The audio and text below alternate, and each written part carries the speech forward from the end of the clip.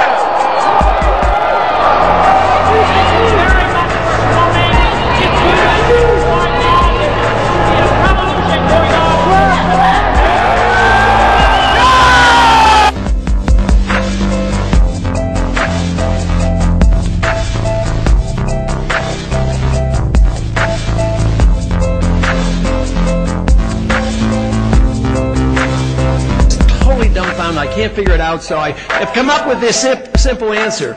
Freedom is popular!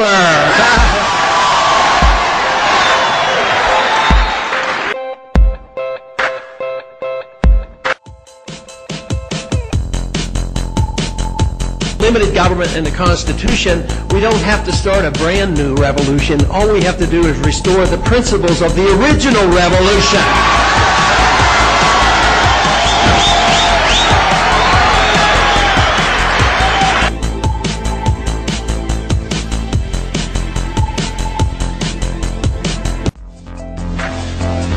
America is all about is freedom and our individual liberty and getting the government off our backs and out of our homes.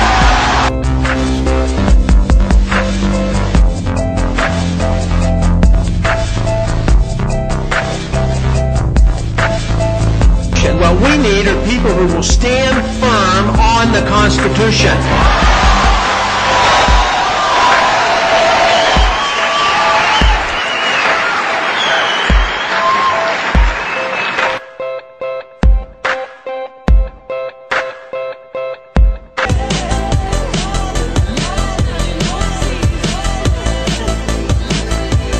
In 2002, I offered an amendment to international relations to declare war, up or down, and it was nobody voted for the war. And my argument there was, if we want to go to war, and if we should go to war, the Congress should declare it. We don't go to war like we did in Vietnam and Korea, because the wars never end. And I argued the case and made the point that it would be a quagmire if we go in. But anything until we change our philosophy about what government should do.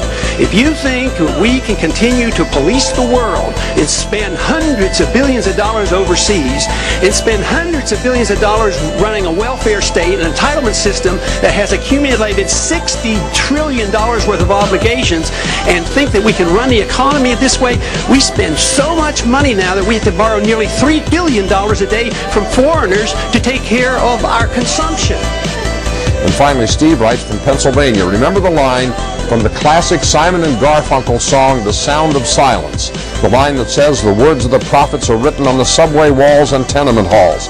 When I hear Ron Paul, sometimes I wonder whether I'm not listening to a latter-day prophet with the way he speaks truth about what our nation has come to. Yes, Jack, a lot more people ought to be listening seriously to Ron Paul.